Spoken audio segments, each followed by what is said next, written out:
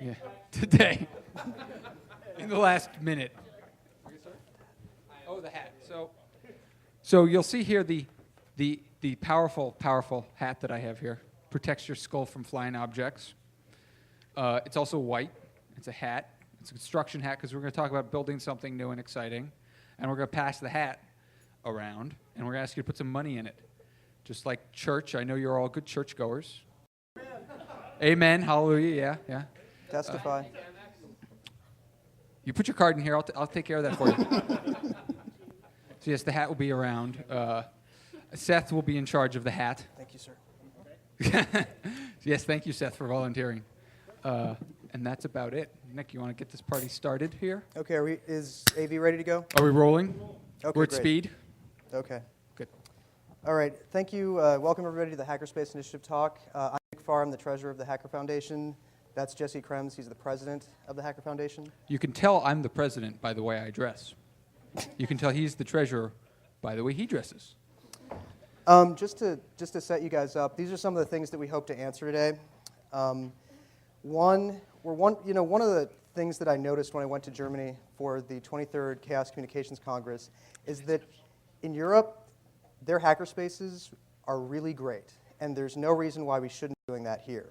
And I know many of you may not be acquainted with hackerspace networks in Europe, so we're going to explain a little bit of that and sort of set up the next question, which is more about US hackerspaces. We've had hackerspaces in this country just as long as they have had in Europe, but our hackerspaces tend to have no more than a 5-year lifespan. Suck. And I'm good. Yeah, CBS. And so what I hope to do is explain from a sociological perspective why we believe that is. And then going into sort of the meat of the talk, why we think the hacker community in the United States should start building hackerspaces. And of course, pointing out why are hackerspaces necessary. Awesome.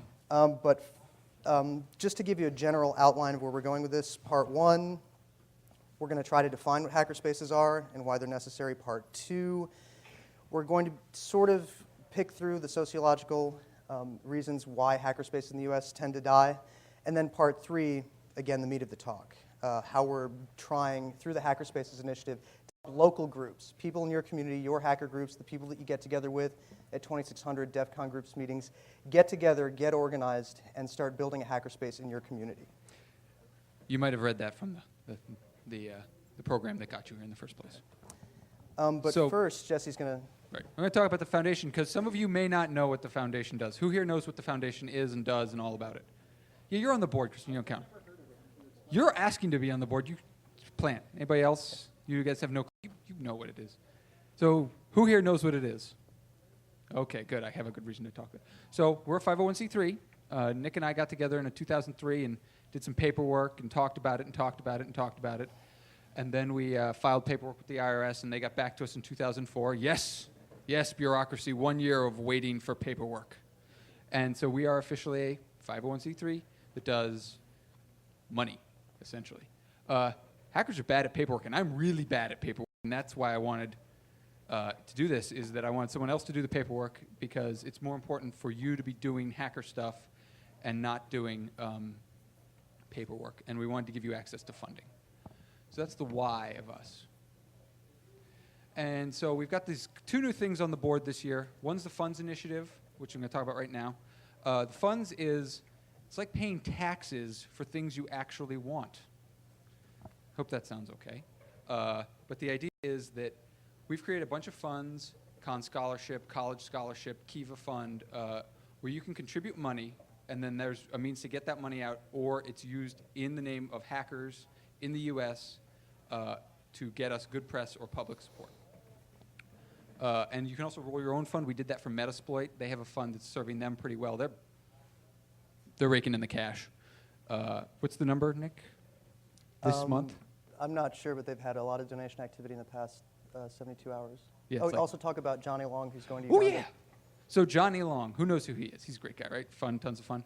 Nice man. He's going to Africa, and we're helping him raise funds. We're doing a matching program with the company that he works with so that he can go to Africa and do some tech stuff in the field in Uganda and some medical work and some construction work in Uganda. Your standard, I'm a good person. I'm going to Africa to go help. And that's If we do things, we channel money for you in the proper ways. All right, Hackers on a Plane is way cooler than money. Hackers on a Plane. Can I say it? Can I say it? I want these motherfucking hackers on this motherfucking plane. Yeah! Okay, so here we go. DEF CON's awesome. CCC Camp is awesome. CCC Camp is like 3 days after DEF CON this year. So what are we going to do? We're going to get on a plane, and we're going to fly from one to the other. Go cheaper this time, so you can actually go. Got your admission for DEF CON, got your admission for CCC Camp, get you in at the American quote-unquote embassy at CCC Camp, Camp Anaconda. Yeah, Camp Anaconda. Everyone loves that. And we also got return flights, so you're not stuck there. And we're trying to take care of a lot of the annoying paperwork with, customs. You'll need a passport and all that, but it'll be totally awesome. And it's going to be pretty exciting. And there's the little thing. We're going to go from here to here. Now, Jesse, where are we going to be landing? We're taking off in Las Vegas, but where are people going to land? Okay, so you're going to fly to Germany. You're going to land at the big airport, Frankfurt. You're going to go through customs, so we don't all have to get back on the plane and fly back. Individually, by the way, not as a group. And then we're going to take a chartered airplane directly to the convention, land at the airstrip where the convention is. We're going to get off the back of the plane. It'll be like one of those scenes from a movie. I don't know which movie, but a cool movie. We're going to walk slowly. The plane is not going to explode like a Jerry Bruckheimer film, though. And we're going to go to our privately set up camp for us by the Germans. Yes. Con Air. No, we thought about that name, too. But Okay. Cool. Thank you, Jesse. No problem. Now I got to do the hard part. No, the volunteer. Volunteers. So, as you can figure out by the way I talk and how I deport myself, we need help, and lots of it. So we need help for project liaison officers. Those are people that work with projects. Volunteer coordinators, people that coordinate volunteers. Very exciting stuff. Grant coordination, fundraising, and marketing and PR help. So if you want to help us and you think we're doing good stuff, let us know because, we do need the help. And the thing is, we know there are a lot of people in the community who do these sorts of things in their day job. And, might not be mad coders like they once were, but are saying, I do these sorts of things in my day job, and I'd like to be able to use the skills that I'm developing in my career to be able to help the community. And the Hacker Foundation acts as a conduit for you to be able to do that. So if you do any of these things professionally, if you have done any of these things professionally, people that do this professionally? Right. Donate your expertise to the rest of the community through the Hacker Foundation. Get in touch with us. Our website, hackerfoundation.org, that has all the information that you need to contact us so that you can get to work to help the community. So now it's important. Now comes the next thing. I think I covered this topic. Put money in the hat. Shake them down. And also, for those of you who have been to the con suite, you know that we have those donation buckets set up for our various different funds. If there's something like that you're interested in, that guy's going for his wallet. Get his money right there. Yeah, I'm trying to become a better fundraiser. Come visit us in the con suite. Have a good time hanging out. Enjoy all the free food. Enjoy the company. Enjoy the better network connection. And if there's something that you like that you're interested in, put your money towards it. And Al was wondering about Amex. Yes, we do accept Amex and corporate Amex through our website. In denominations as high as $1 bajillion, if you want to give it to us. It's a wonderful way to give money. And you can give money, if you don't have cash on you right now, you can go to the foundation website and donate there, and that would be very handy as well. Yeah, where is the con suite, Nick? The con suite is on the second floor. Take the elevators up to the second floor. When you get out of the elevators, go right. It's all the way at the end of the hall. It's the only open door on the left-hand side. Dude, did you do this before, Seth? You do. You're really doing it, really. Yeah. We got to give you one of those sticks so you can get way back in the back rows there. All right. I like this. Okay. So let's. So do your thing. You want me to run the click? Yeah, could you? This is what I'm really good at. I'm gonna stop talking. Thank you, Jesse. Just to introduce, we started the Hackerspaces initiative. This is an internal project to HF. Most HF projects right now are ways that we help different groups who are running things outside of the foundation. This is something that people within the foundation are working on. The mission statement of the Hacker Foundation sort of defines what we're trying to do. And a lot of the things that we set out to do in our mission statement we're realizing require some kind of physical presence. They require an infrastructure in real space. to be able to accomplish. And that's why the Hackerspaces initiative is a really important thing, so that we can continue to do the work that we set out to do. This is the synopsis of what our mission statement is all about. We have 5 key values. The first thing is, anything that the Hacker Foundation does has to be sustainable. It has to be something that can continue on indefinitely. There's so many things in the hacker community, a lot of different projects that fork, that die. The primary maintainer loses his leadership role or just decides to do something else and the project dies. It's critical for the hacker community to start working on things that have sustainability built in right into it. And that's why that's a very important part of our mission statement. Next point, equitable. A lot of things in the hacker community are closed off. They're a core group of friends that don't like to bring in outsiders. A lot of hackers in this country, you don't see this so much in Europe, but in this country you see people building walls around themselves and what they're doing to send out to the rest of the world. One of the things that the Hacker Foundation... Sorry. Okay. Yeah, that was a good rake. Thank you, Seth. Hacker Foundation projects need to be open, inclusive, equitable, bringing everybody else in. This leads into collaborative development. True collaborative development means that anybody with the right talent, the right skills, at the right time can help work on the project. We open and actively encourage anybody that's working with the Hacker Foundation to do things collaborative and to set up their internal systems in a way that allows people with the right talents to be able to contribute to the project effectively. Innovative is not so hard. Hackers are pushing the edge of the envelope all the time, but it's important to mention that Hacker Foundation projects need to be pushing the envelope. They need to be on the bleeding edge. It's not something, we really don't want to start doing things that other groups and other outfits are doing. This is purposely why Hacker Foundation doesn't take part in projects that are technical, overtly political, things like that, because that's what the EFF is for. They're out there doing the political thing. Now, if there's something that you want to accomplish politically that requires a technical project behind it before you can continue, the Hacker Foundation is here to help you with that technical project. But if you're doing things politically, if you want to get involved with what the EFF is doing, do that. That's a very important thing, but that's not what the Hacker Foundation is about. This is something that the Germans had a hard time understanding. And of course, for it to be a nonprofit, for it to be a 501c3, for donations to the Hacker Foundation to be tax deductible in the United States, there has to be an altruistic element to it. All HSI funding models have to qualify in and of themselves under the rubric that the IRS sets out in the tax code, because any donations to the Hacker Foundation are tax deductible, and we have to make sure that everybody that's working with the Hacker Foundation maintains that so that we don't lose our status. The real core value, what these 5 key values feed into, is facilitate local access to information and technological resources. And so getting more back to hackerspaces, we've sort of identified 4 types of different hackerspaces, just to let you know what we're referring to as hackerspaces. The first kind, which the American hacker scene is very, very good at, local gatherings. DEF CON groups, 2600, BinRev, local groups that meet periodically in temporal space. The United States does really, really well and has been doing really well for a really long time. So when you get together, with a group of buddies at your local 2600 meeting, that is a temporary hackerspace right there. It's a gateway into the deeper, darker hacker lifestyle. Okay. And then, It's enlightening, though.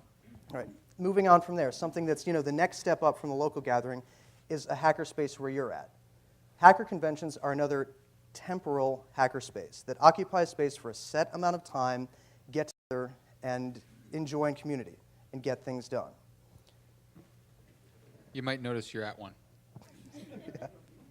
But these temporal spaces, which means that these spaces are limited in time from the outset, is that occasionally, Notacon is an exception to this, but when you go to a lot of other hacker cons and you've never been to a hacker con, you're there by yourself, you want to engage with the community, hackers in this country really aren't good at inviting people. The normal process of community in the hacker scene in the United States is to build up a thing and acquire members.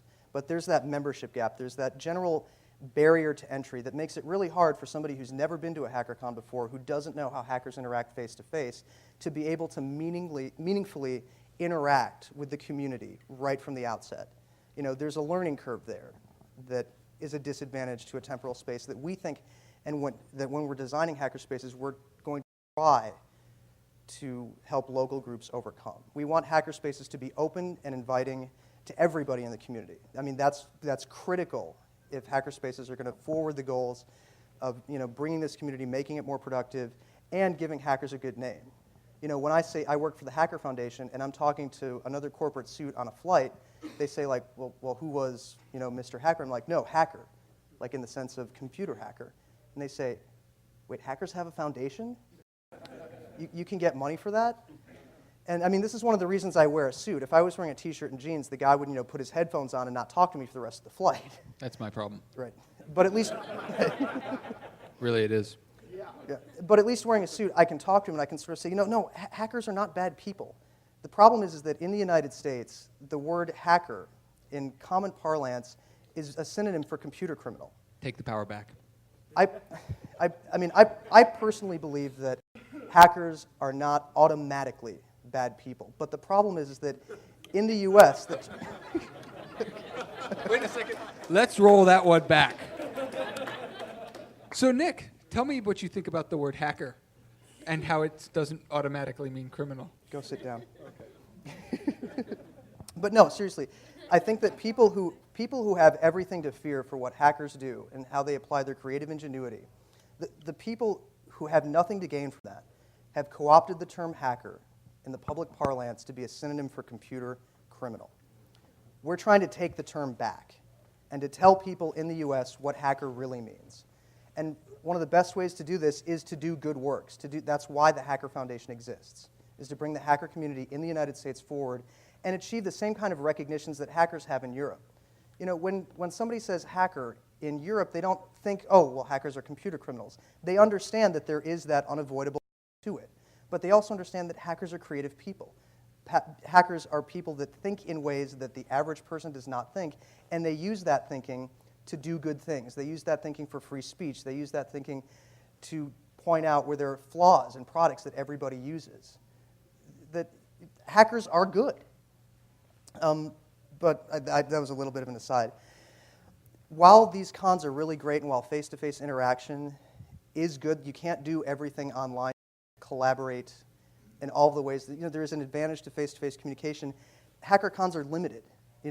They're for 3 days, everybody shows up, everybody does really great stuff, and then everybody leaves. And I think people have a hard time taking the networks and taking the connections and taking the things that they learn at hacker cons and applying it when they go back home, which is why we think hackerspaces are necessary. A third type of hacker group space, and sort of a variant, sort of a subset of the hacker that we're doing, is a hacker group living situation. If you look at the history of hackers in this country, there have been a lot of different hacker group living situations. You don't see it so commonly right now, but it's basically what it is. A bunch of hackers rent an apartment, they rent a loft, they get together, and while that is their primary living space, their primary residence, because they're all hackers and they all live together, they end up working on projects, they end up sharing, they end up collaborating in that living space. But you really wouldn't want to open up someplace that you live, your house, to any hacker out there in the community, which is why the hackerspace that we're talking about is necessary. When we say hackerspace in the hackerspace initiatives, we're talking about a fixed, non-residential research space. In Europe, the Chaos Computer Club is probably the best example of this. The Chaos Computer Club is a network of regional groups, and most of these regional groups occupy a space in their local community, and they use that space to collaborate on projects. Another kind of hackerspace in Berlin, Seabase, is a hacker artist collective that also happens to be a club. I mean, if there was a way that we could possibly get someplace like Seabase in the United States, that would be just absolutely incredible. And that's a really great way that they interact with their outside community. Seabase on the top level is a club. It's a nightclub like any other nightclub that you've been to. They have a bar, they offer food, and they open to the public to invite people in. But below Seabase, you have a really large basement. You have a recording studio down there. They have a computer lab. They have many, many different things. I strongly encourage you to check out, is it seabase.d? I think so. Oh, it's seabase.org, c/base.org. Another hackerspace which we're looking at in modeling hackerspaces in HSI is MetaLab in Vienna, Austria.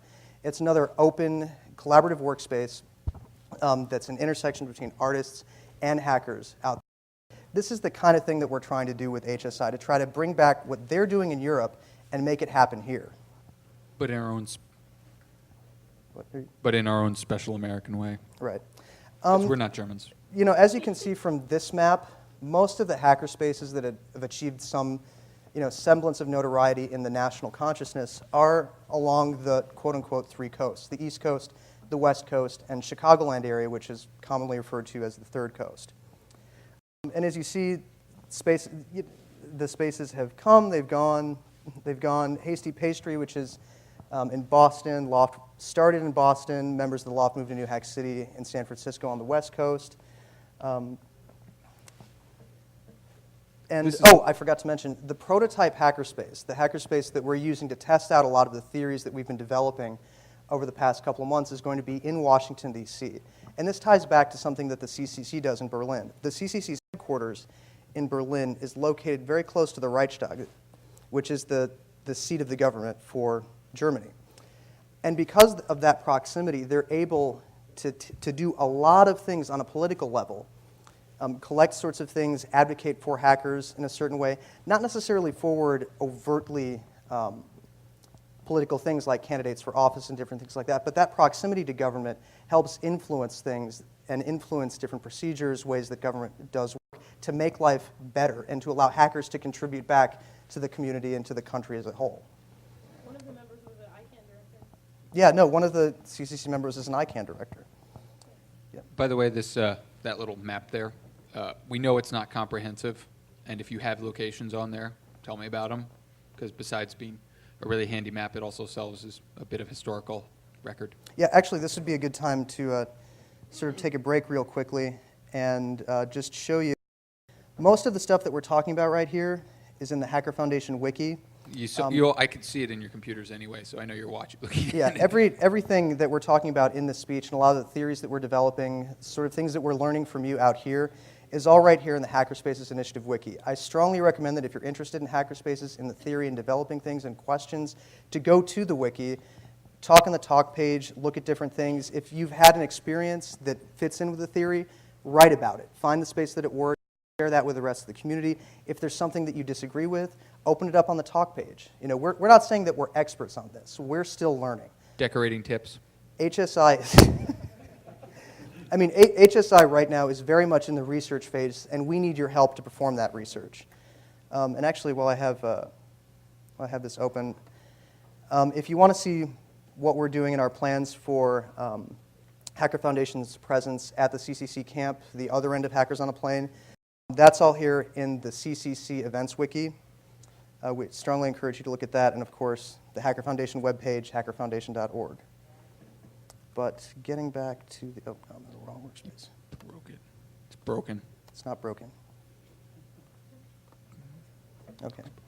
And, sort of moving into more about US hackerspaces, in looking at these things, we've identified 5 typical phases, like the life cycle for the average US hackerspace. First phase, birth.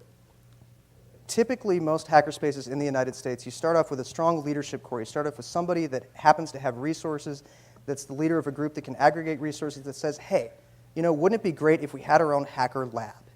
They get together, they talk with their friends, and they say, yeah, hacker lab, that'd be a really great idea. Sweet. So that one person, acting as an individual, goes, finds a space, signs a lease, and takes responsibility for it. Once the space is occupied, he and the group of friends that he had starting out with, get in the space and they start doing stuff. They're like, oh, wow, all these things that I was doing in my basement by myself, I can do with my 5 friends. I can leave my computers here. We can share all of our different equipment. It's great. Hackerspace, maybe year 1, year 2 in, more people in the community find out about it. Maybe they've thrown a couple of parties. Maybe all of those members that walked into it have invited all of their friends and saying, hey, look at my cool space. And then in the community, that hackerspace achieves some kind of notoriety. That maybe they've held a couple events. They say, hey, a lot of people know about it. A lot of people really like this space. Let's do more for that. And then it sort of reaches a critical mass at some point. Drama sets in. You know about the drama. We all know about the drama. Right. Drama sets in. And because there was no formal organization going into it. It was just one person signing a lease to share a space with a group of friends, Taking all the risk. taking all the risk. The phase starts with some sort of leadership crisis, that maybe that one person has a falling out or some kind of bad incident with another one of the members. And then that creates tension that draws everybody else who's in that space into it. And then Boing Boing and Wired get involved. Yeah, right. Step 3.5. You know, I'm- electric bill. Yes. Yeah, you get the electric bill. You know Right. what Something happens that ignites a crisis that sort of shakes the leadership foundation, the stuff that made that space work. The leadership crisis, typically what happens, this has happened in Boston, I saw this happen in New Hack City when I was living in San Francisco. The person who had their name on the lease just doesn't renew it. And then he passes it off to somebody else. He says, you know, I'm sick and tired of this. This used to be a lot of fun. It's not fun anymore. I'm out. Here are the keys. See ya. Someone else takes over. But somebody who didn't have that experience of going out, dealing with commercial landlords, paying the electric bill, all these different things, ends up learning the process. You know, and they learn the process by collection notices. They learn the process by bad phone calls from the landlord. The man comes for a visit. PG&E goes in, some random telco guy comes in, sees that's obviously a hackerspace, and then concludes that that's the problems that he's having in that entire CLEC. This actually happened in San Francisco. And, you know, it's a cry for help. The person's like, I can't believe that, you know, that they could actually make this work. This doesn't happen. And so that person gives up. Maybe one more person tries to take over for him, but eventually you get into the last phase, the hackerspace dies. Oh. Everybody takes whatever's equipment is in there, they vacate the space, they give it back to the landlord, and they get to keep the security deposit. We want to change that pattern, obviously. When you're organizing and thinking about a hackerspace that you might want to build in your community, don't think of it as a clubhouse. Think of it as something that you're going to operate as a public trust. And when I say public trust, I mean don't think of your hackerspace as your personal lab to share with your 5 friends. Think of it as a space, you know, where you and your friends, people that you haven't met yet, can come, collaborate, and contribute something. Can contribute something to the other hackers in your community, can contribute to hackers around the United States, can contribute to hackers around the world. You have to think of it. And if you want to start a space through the Hackerspaces Initiative, you have to think about it as a public trust. Just like many of the other nonprofit spaces that you may have interacted with, you have to think of it like that, as something that you're operating for the public good. Like a library, that's great. That's actually good. Think of your hackerspace as a library, a shared community resource that you're there and operating for the good of the community. But without dumb books in it. Right. I hate dumb books. Okay, stop, right. Why, are you killing me? Yeah, I'm killing. Okay. When you go into it, be aware of why hackerspaces have died previously. Be aware of why we can't, in this country, seem to get a hackerspace that stays and is productive and good for 5 years. You have to think about, okay, I know I'm really great friends with all of my 5 people now, but what happens if, you know, one of my buddies starts dating my girlfriend? You know, what happens when drama happens? You have to set things up, and if you can make an arrangement of the people who are going to be the custodians of the space ahead of time so that you know what's supposed to happen if there's interpersonal conflict, you can avoid that interpersonal conflict from ruining the space. You have to have formal governance procedures. This is not a tremendously uncommon thing. People who do nonprofit work tend to experience a higher rate of interpersonal drama than people who are in a corporate environment. And you have to think about that, and you have to prepare for that, and you have to formalize. One of the things that HSI is going to do, we don't want to run your space. We want to help you run your space. And we're going to be there for you if something happens in the future. HSI plans on offering mediation services. We plan on offering corporate governance services. We're not going to leave you after you set up your space. And of course, HSI wants your space to share best practices and things that are, you know, if one hackerspace develops a really good way for accomplishing something, HSI wants to be able to share that with all of the other hackerspaces that are operating under HSI in the United States. And I think this is how we're going to avoid hackerspaces dying, and this is how we're going to make hackerspaces last 5, 10, 15, 20 years, just like they are in Europe. Okay, you might be asking, so how do I go about building my hackerspace? We've sort of broken down all of the long, long list of tasks that you need to accomplish to go out there, run a commercial space, and operate as a public good. First phase, organizing. This is critical. Hackerspaces in the United States, when they walk into it with a very base level of organization, the very minimal amount of stuff that they need to do to get the keys to a space. You can't do that. You have to organize. You have to figure out how the people that are going to operate the space are going to work together. In the wiki right now, we're saying that people who are going to start a hackerspace should consider registering as a nonprofit organization in their state. Registering as a nonprofit in your state is not the hard part. The hard part is seeking 501c3 tax-exempt status from the IRS. Well, guess what? Hacker Foundation already did that. If you organize as a nonprofit group in your space and have a stated mission that falls in with the IRS's definition for nonprofit, we can provide 501c3 tax-exempt status so that you can go out there, collect donations, and get people to donate to your hackerspace and get a tax write-off on their federal taxes for it. After you organize as a group and know how you're going to work, start planning. You have to do needs assessment, budgeting, figure out how you're going to raise money, and figure out how the space is going to do what it sets out to do. Third phase, after you've organized, after you've planned for what you want, you know what you're looking for. You can go out there into the commercial real estate market, know what kind of spaces would work well, what kind of spaces you might want to fall back on, and what kind of spaces you want to avoid. And that you know going into it, as a legal nonprofit, you can sign as a legal nonprofit on that space. So that if everything just happens to fall apart, It goes off a cockfa. Bad. It goes bad. if it goes bad, there's That's not what fakakva means, people. Okay. If it goes bad, you don't have one person who's left out there holding the bag. Next phase, after you've signed a lease, after you have keys to a space, you have to take all of these plans that you made in step 2 and build it out.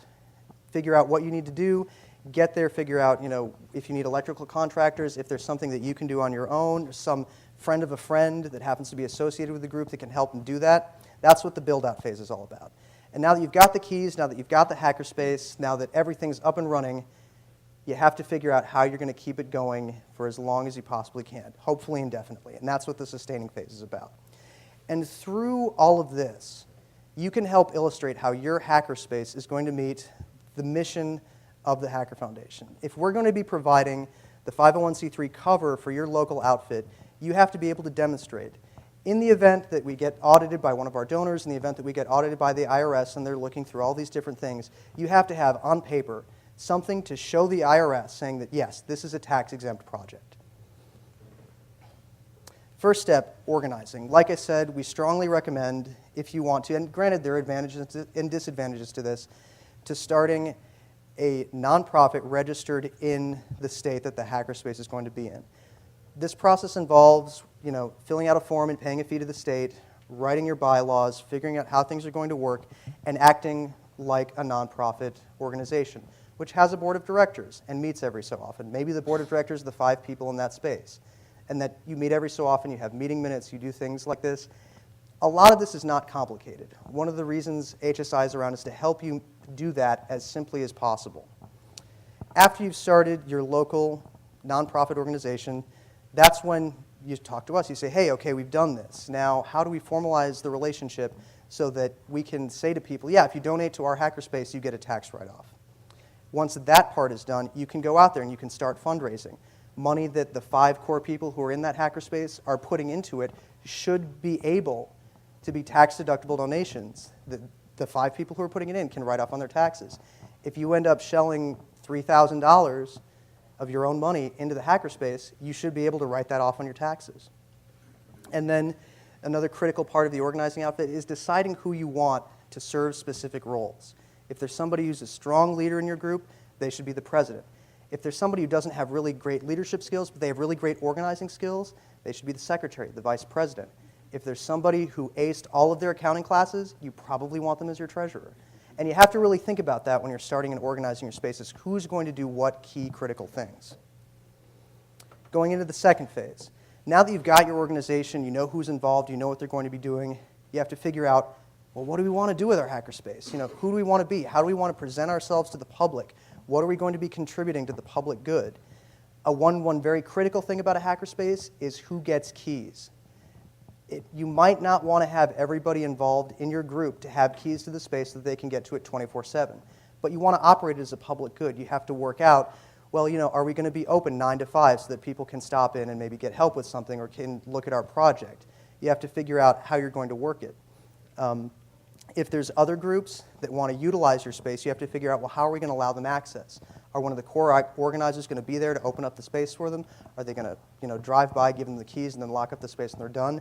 This is a very, very critical thing, because if something goes wrong, if somebody's switch or valuable piece of equipment gets stolen, you're going to want to figure out who had access to the space at any given time.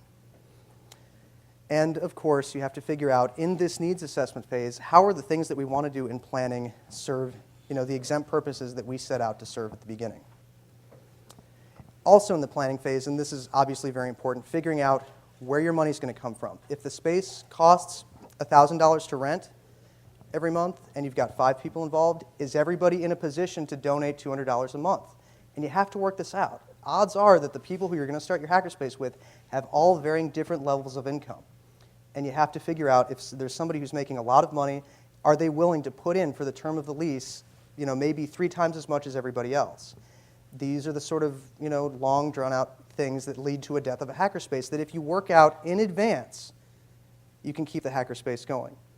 Another thing, maybe all 5 of you are totally flat broke, but you know how to raise money. You know how to get people involved. You know how to get people enthusiastic about your space. You know how to use the space as a public good and get resources from the community so that you don't have to pay the rent bill all by yourself.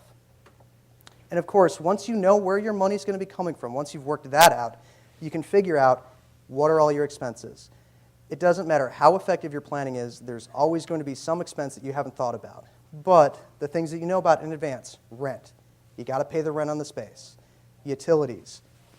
If you have a hackerspace, you're going to have a big power bill. There's no way around it. It doesn't matter how many wind turbines or solar cells you use. Computers use a lot of juice. It's called the budget plan, kids. Right. Learn it, love it. And another thing, not every commercial space out there is wired for 220. Maybe you want to have 220 power going into that.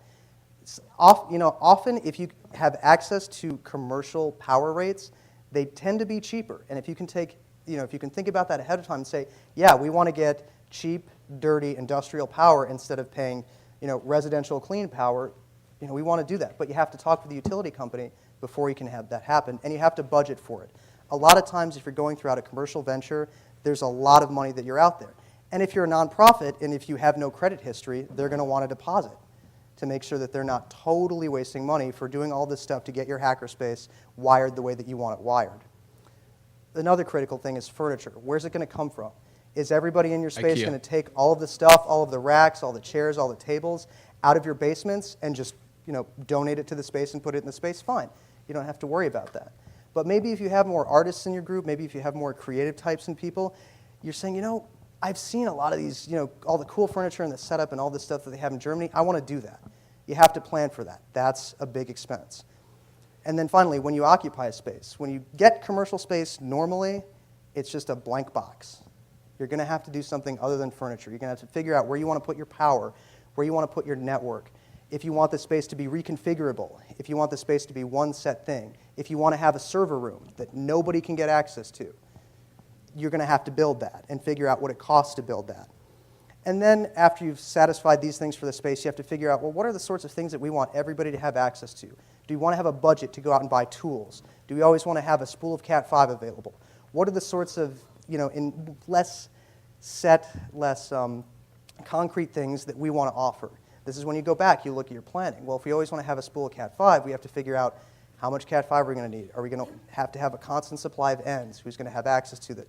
These are the kind of costs that you have to think about before you can even go out and sign a lease on a space.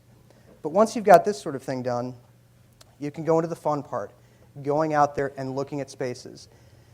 How commercial real estate works is very different depending on what market you're in. If you're on the East Coast, if you're in New York, renting commercial real estate works a lot differently than it works in San Francisco, which works a lot differently than it works in Chicago, Atlanta, things like that. You have to know your commercial real estate market. Oftentimes, it might be more helpful to try looking for spaces in areas that are undergoing gentrification. Just old plants that are out there that are sitting empty that they just want to rent. They just want to have people in the space so that there's people in the neighborhood going to the coffee shops, and they'll give it to you for $1 a square foot. Great. If you can find a space like that that's really cheap, that's really great, that fits your needs in your community, go out and get that. But maybe you're like, well, I don't want to be in a gentrified space where there's a cool coffee shop now, but then Starbucks is going to move in. Well, maybe you want to be in the industrial urban core. Maybe you want to be where all of the professionals are. New York, if you're looking at commercial space, the Empire State Building is actually a pretty good deal for where it is. Wouldn't it be cool to have your hackerspace, if you live in New York, in the Empire State Building? You can do that, and it's really not that expensive, but you have to look at it. And of course, again, when you're going out there, you have to look at your budget analysts for given space, for the lease. Commercial leases are a pain, but then again, this is where HSI can help you. We have access to people with expertise who know how commercial real estate works, who can look at a lease that a landlord gives you, figure out if there's anything abusive, if there are any illegal lease clauses there, if there's little ticking time bombs. A lot of people are going to need it. A lot of commercial real estate people are going to want insurance. A lot of others just roll the cost of insurance into your overall rent payment. But if you have a lease agreement there and the commercial real estate who's dealt with people who've always dealt with commercial real estate in that space just automatically think that you're going to go out there and get insurance, you have to know that. You have to read the lease very, very carefully. If they require insurance, you have to go out and get it. Because if your landlord comes back 4 or 5 months later and says, oh yeah, hey, you guys forgot to send us your certificate of insurance, and if it says in the lease you need to have insurance or we can kick you out in 24 hours, the commercial landlord can go in there, move all of your stuff, kick it out on the street, and then hope that the people who actually own it can come pick it up. That's why you have to be very, very careful. Commercial real estate is even worse than residential real estate. That's why acquisition is its own rough phase in and of itself. And of course, if you've got the 5 people, you're going to want to decide, okay, well, are we going to trust one person to go out there and lease the space? Or are we all going to split up, look at all the different neighborhoods, take one, and then pick one space in that particular neighborhood that we're going to audition for the rest of the group and decide? HSI will help you go through this phase to decide what you want in the market that you want it. And obviously, this phase ends when you have the lease, you've looked it over, you know exactly what you're signing, and you're signing it on behalf of your organization. Going into the build-out phase. Now that you've got your space, you know what you want to put in it, you have to build it.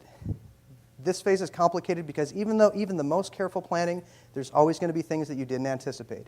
Maybe all of those outlets that were in your space that made it look so great, well, maybe only half of them are actually wired for power. This has happened before. And you have to figure out, well, do we want to wire all of those different things, or do we want to come up with a plan B? In the build-out phase, once you've planned, and now once you know what space you have, you can take all those different things and lay out a floor plan. You can decide, okay, well, do each of us want a different space? Great. Where are we going to put it? How's it going to work? How's it going to work in relation to our server room? Are we going to want to have all of our computers in our lab be half of the space, and then have the other half of the space be a public area where anybody can do whatever they want? This is very complicated, and it takes a lot of getting into to determine what your floor plan is going to be, what it's going to cost, and what the advantages and disadvantages is of various different ways of laying things out. Once you know what you want to build, you have to go out and generally, depending on your lease clause, obtain permission to do it. If you want to move walls, if you want to build walls, if you want to rewire outlets, depending on your lease, depending on your power company, depending on who your local telco is, you may have to get permits and permission to do this. And then once you have that, you got to go out and buy it, you got to go out and do it, you got to do the building. If you're rewiring electricity, you want to have a licensed electrician do it, unless there's somebody who you know is either really good at wiring it or really doesn't mind being electrocuted. Jen, do you have anything to add to that? Jen wired her own. And just so that you guys know, Jen Gergen, B9 Punk, who's down here, is sort of the fairy godmother of the Triple H, the hackerspace that we mentioned in New York. And as we've been going through all these Godmother like Godfather. Okay, it's like that, like the Godfather. She's been down here laughing throughout my whole speech because all of the different scenarios that I've outlined, she's lived through about 80 to 90% of them. She's done them wrong. She's done them all. We just went through it. Oh, what'd they do wrong? Okay. All right. Reversed them out. Really now that your hackerspace is all set up, everything's good, everything's the way you want it, you have to figure out how are we going to keep this thing that we invested so much time and energy in, how are we going to keep it going? A couple of the things that we think hackerspaces should be doing, if you've got a group of 5 people, you should be meeting regularly. You should know who's staying involved, what their plans are for the near-term future, what their plans are for the long-term future, and you should sit down and resolve problems before these problems become miscommunications, which become misunderstandings, which lead to phase 5 and the death of your space. You have to ensure that what you guys are doing is equal. You have to figure out, are we all playing the roles that we set out to do when we started this thing? And these are the things that you have to really think about to keep the hackerspace going.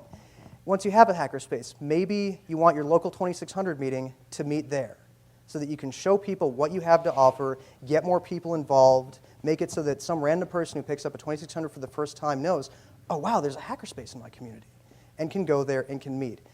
Maybe you have a lockpicking group that doesn't have a space to meet, that doesn't really feel comfortable, with the 2,600 people, but they would be really great contributors to your hackerspace. Maybe you want them to be able to meet there. Training sessions.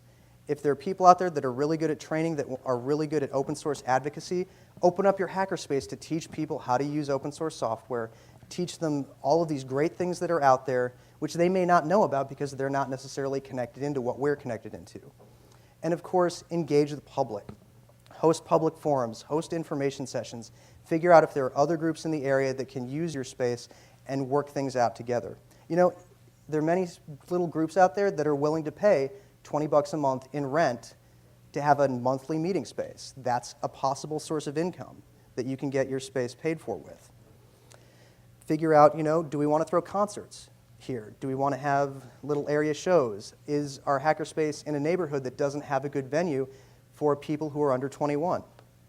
Host workshops. And definitely, absolutely, the day that your hackerspace is all done and built, have a public open house. Meet the people in your neighborhood. If you're in the Empire State Building, hold an open house so that you can introduce yourselves to everybody else that's on your floor. This is a critical thing because if you're in a warehouse or a shared space or in a neighborhood and you get to know your neighbors will be watching out for you. But you have to invite them in. If you just go to your space and you don't interact with anybody else who's there, you lose the benefit of being a good neighbor and having your neighbors be good to you. Jesse, you had something? No. Oh, okay. I'm sorry. You were like, I'm so ready. okay. Sorry, excuse We me. got questions. Okay. No, we will. How much time do we have left? None. What? 10 minutes. 10 minutes? All right. Then I'm just going to cruise through the rest of these. HSI is going to build hackerspaces in areas that we think are sustainable. Even if you live in a small town, if you have a really large, well-connected hacker community, maybe you can make a hackerspace work there. And I want to move there. Right. But normally, in just doing the research that we've been doing over the past couple of years, we've identified the areas that are highlighted on this map as areas that we think would be really good and can benefit from a hackerspace and have people in them who can support and continue with a hackerspace. If this was a bar, this is where we're feeling lucky. All right. Sorry. Oh, what? Go back to the map. Okay. What? Somebody have questions about the map? Yes, Okay. you. You don't have the North Carolina Hacker Lab on there, but you have Atlanta on there as a hotspot. We already have an established Hacker Lab with an active community. See? Go to the wiki. That's put why we that didn't in talk there, about and it. we'll revise the map. Or just, the map Why is didn't you on the tell wiki me too. last night? Download it, highlight it, and upload it back yourself. And we have to stop that. We have to be sharing this. And now, I'm sorry I overspoke. And if you have any other questions that we can't get to here, come visit us. This could be yours. up in the up in the con suite. But are there any questions out there that? Yes, Seth. Yes, Hardy. Those 5 stages of growth and decline, which stage do you believe Triple H is in? No comment at this time. Next Thank you very much. question. Yes. Do you have tips for, so when you go to an insurance company and you say, hi, I'd like a liability policy for this space where random things will happen. People will have all kinds of their own possessions in it. There'll be concerts and parties and drugs and underage children, oh my. And the insurance guy looks at you and says, no problem, we have a policy for you. $5 million a month. Do you have any tips for mitigating the huge... Yeah. I hate to say this, but just to repeat your question, he's wondering, do you have any tips for going out there and seeking insurance when you're running a hacker space where a lot of different things could go on? What about your community technical lab? Yeah. And this is what I'm talking about. If you've done all of your due diligence in the first 2 phases and you have all of these different scenarios and contingencies out in a 20-page document that you hand the insurance agent, that and if you give an insurance agent a 20-page document of all the possible contingencies and everything else that could go wrong, they're not going to read it. They're going to say, oh, you've done your homework, you're a professional, you know what they're doing. and they're going to write you a policy that they will probably live to regret. But not for $5 million. That's what I wanted to hear. Yeah, the key tip for that is to do your homework. Do we have any other questions? Questions? Yeah, Jesse, down in front, behind you, there. Maybe this is a real broad question. I may have missed the first 5 seconds of the presentation where I missed this, but is a hackerspace more for a group of people that know each other that grow slowly, or something that would be a known staple in the community where someone would say, I've got this thing to do, I want to go to the hackerspace? If it's more of a staple as opposed to a graduated clubhouse, like you said, it's not supposed to be, are there facilities or methodologies for maybe maintaining that without making it into a business? For example, the library, late fees. I don't know how a library sustains itself, to be honest. A lot of what you're talking about is something that you have to decide as a local group. There's no way for us as HSI to be able to determine how you guys work together and what you want to do, how you're going to do it. This is why the first 2 phases are critical. What is your group tooled up and set out to do? How do you want to operate it? There are many, many different ways to operate a public good. The Red Cross works differently than the library, which works differently from the ACLU. Every group has their own best way of working things out among themselves and serving the public. And this is what HSI is doing. It's helping local groups go out there, get organized, and start a space. And so that question really entirely depends on what you want to do and what the questions that you're hopefully going to be answering in the first 2 phases. Does that make sense? Okay. Yeah. Yes, Angus. Use the mic. Put your hand up. Do you have some sample mission statements on the site or suggestions where you could say this is what we want to envision and maybe this is what a mission statement might look like? We don't, and that's something that we should work on in the wiki. And I strongly encourage you to either email us or just go out there, maybe start a section on the wiki saying local mission statements. But about mission statements, in our experience, in the research that we've been doing, we've noticed that every different region or every different subset of industry has their own way of formatting mission statements. Perhaps there's a standard mission statement, a default thing that's required by the regulations in your particular state, that your mission statement has to look like this. So really, that mission statement question, I'm really, really reluctant to say that a mission statement that works in New York is going to work in San Francisco or LA or Atlanta or Chicago. What I strongly encourage you to do in those first 2 phases is figure out how local nonprofits are phrasing their mission statements. And honestly, when you're thinking about a hackerspace in your community, look at other nonprofits that have space there. Maybe there's, I know in Michigan we have something called the Cool Cities Initiative that offers grants so that local artist collectives, local things that contribute to the quality of life and encourage young professionals to move to that particular state or area want to see. And they give money so that happens in their community. You really want to look at how those other nonprofits in your area are doing that in those first 2 phases. So, and that's the critical thing. I don't want to, this is just something, the things that I'm presenting here are stuff that everybody has to deal with. There are many, many other things that are specific to your community that you're going to have to deal with, which is I strongly encourage, in that first phase to look and see how other nonprofits are doing things. Any other question? Actually, we're Yes. out of time. We're No, out no, of no, time. Let's take it to the con suite. What? Oh, we're out of time. Okay, we're out of time. We're going to be in the con suite. Please come visit us there. I actually am giving a talk on hacking your finances at 8 o'clock, so Jesse will be available to do that. I'm going to go work on my speech. Thank you very much for your time and attention. Can I